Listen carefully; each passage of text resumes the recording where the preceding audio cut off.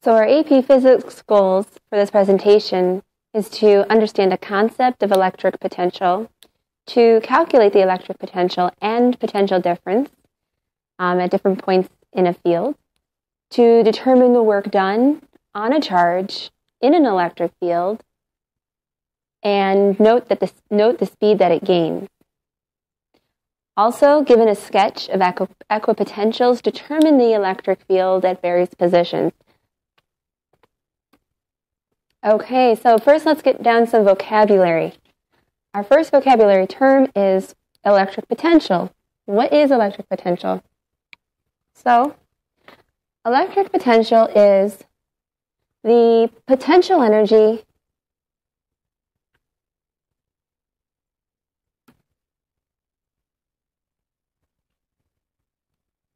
per unit charge.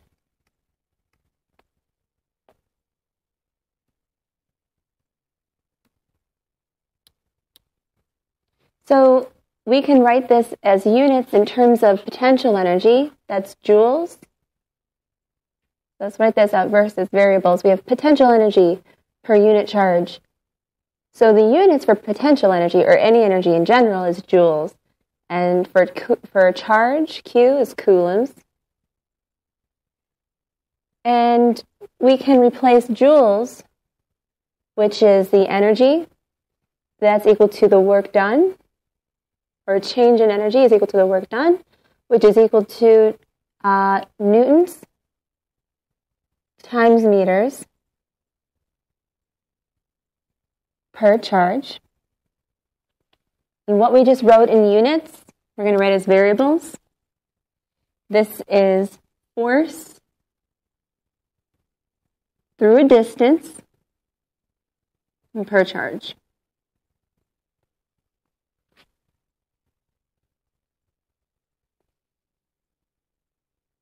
We can go back and relate force and distance per charge to force per charge, which was the electric field.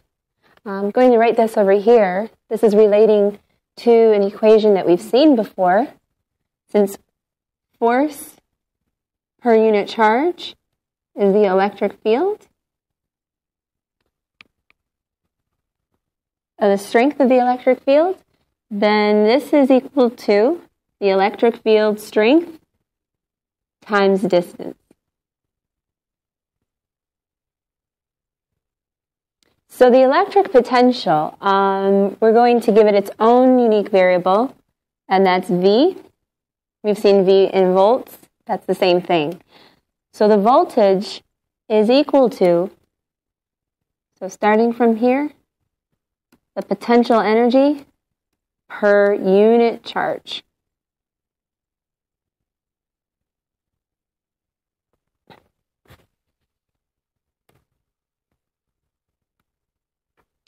A potential difference is a difference in potential energy per unit charge. So that can be expressed similarly to electric potential, but the difference in electric potential is equal to the difference in potential energy per unit charge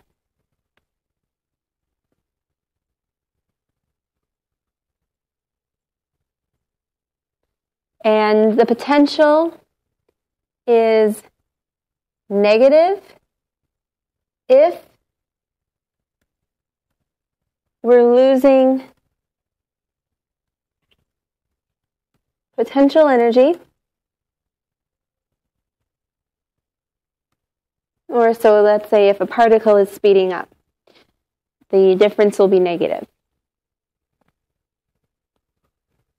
And lastly, let's just review the electric field, which we brought up before just now. The electric field is produced by a source. Let's call it Q, and this Q happens to be negative. We can express the field with field lines. The closer that we are, the stronger the electric field, right? The more lines per unit area. And the electric field is equal to the force per unit charge. So let's take a look at a conceptual example of potential difference. Let's say we have a positive and a negative plate separated by some distance here.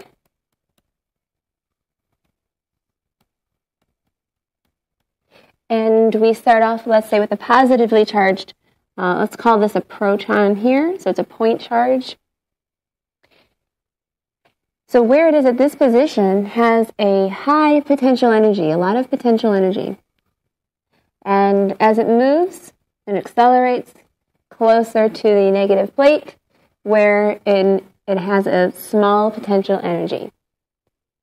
So this change of potential energy can be related to the potential difference.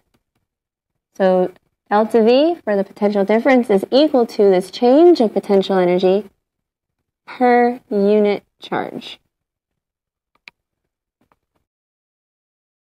So as the proton is losing potential energy, we're doing negative work, or it is doing negative work. The proton is. And so we can think about work when we're doing work. Let's say if we're lifting something up that's heavy, we are doing positive work. So we're giving it potential energy, the potential to accelerate. So if we release the object and it falls, the opposite of positive work, lifting it, is negative work. So when we have negative work, we're speeding up.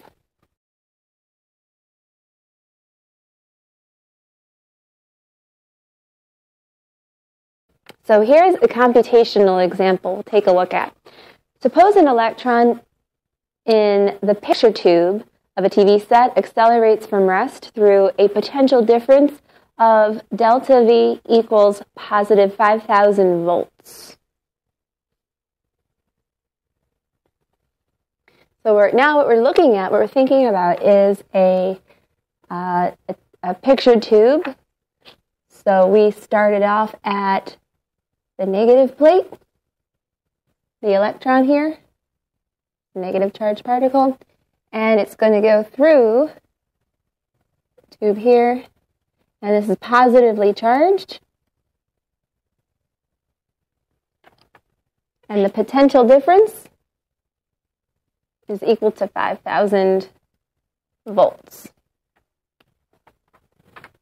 So this is what we're looking at. The first question is, what is the change in potential energy of the electron? Second question will be, what is the speed of the electron given its mass as a result of this acceleration? And what would be the speed of a proton given its mass that accelerates through a potential difference of delta V equals negative 5,000 volts? So first things first, let's take a look at the first part. What is the change in potential energy of the electron? Well, if we're given the potential difference, then we know, I'll keep that picture there, then we know the change of potential energy per charge. Since we're talking about an electron, the charge is negative 1.6 times 10 to the negative 19 coulombs. So we're dealing with a negative charge here, so that's negative. The voltage is positive. So this means that the change in potential energy should be negative, which it is if it's speeding up. So if we're looking for potential energy, we'll rearrange our equation to solve for potential energy. So that's equal to delta V times Q. And we have 5,000,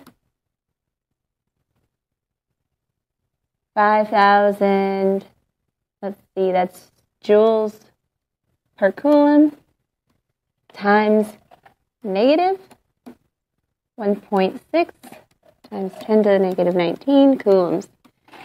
And we're left with a delta PE equal to negative 8.0 times 10 to the negative 16 joules. So it loses this much potential energy. The negative sign there is saying that we're reducing our potential energy.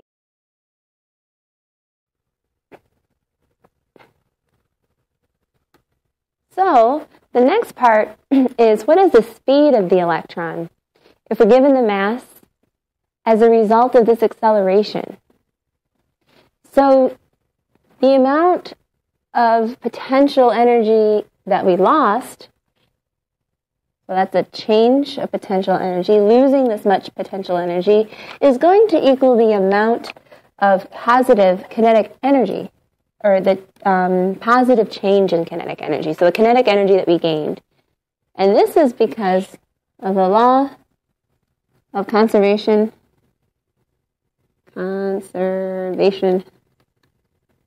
of energy. So a good concept to review. However much potential we lose is how much kinetic energy we gain. And so we know that the kinetic energy, say we're starting at rest, the change in kinetic energy is going to equal 1/2 mv squared. So that's the change of potential energy is equal to that. So we're left with 2 times the change of potential energy, negative sign, divided by m, and the square root is equal to v.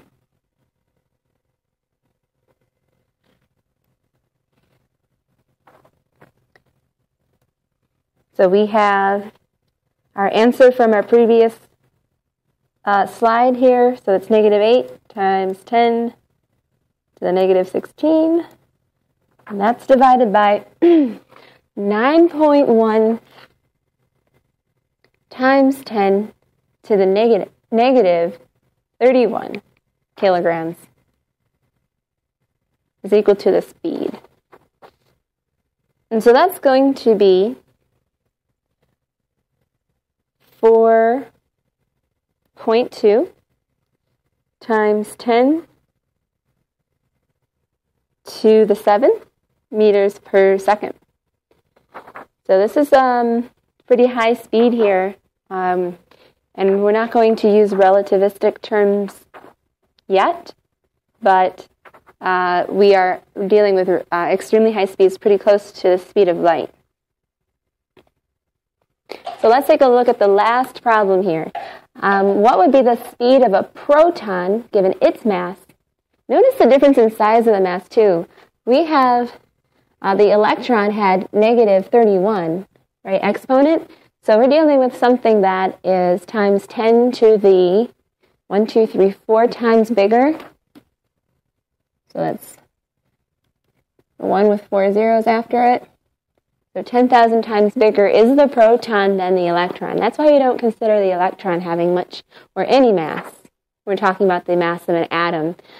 All right, so since it's bigger, we expect its speed to be less. Let's check it out.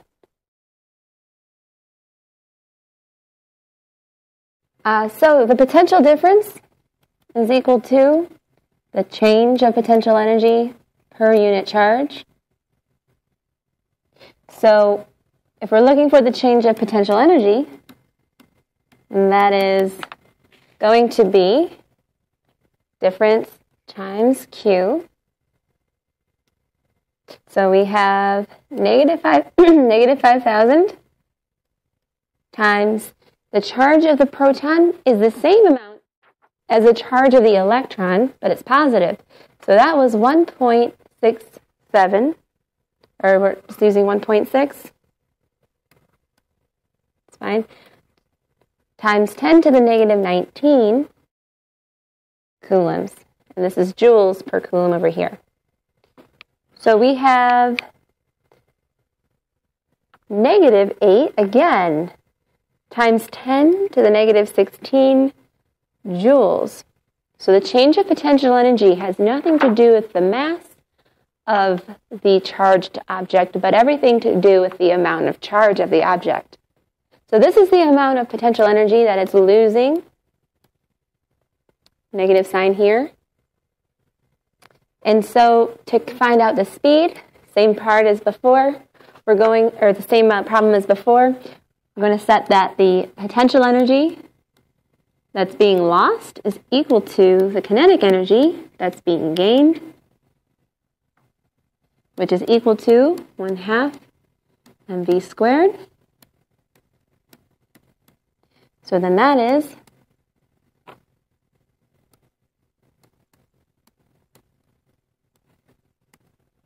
square root equals to v. So we have that the square root of 2, this is negative because we have a negative potential change here, so that's negative 8 times 10 to the negative 16, all divided by the mass. So that is given, which is 1.67 times 10 to the negative 27.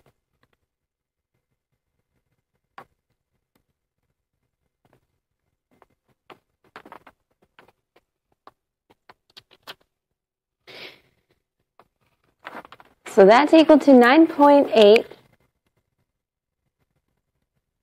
times 10 to the 5 meters per second.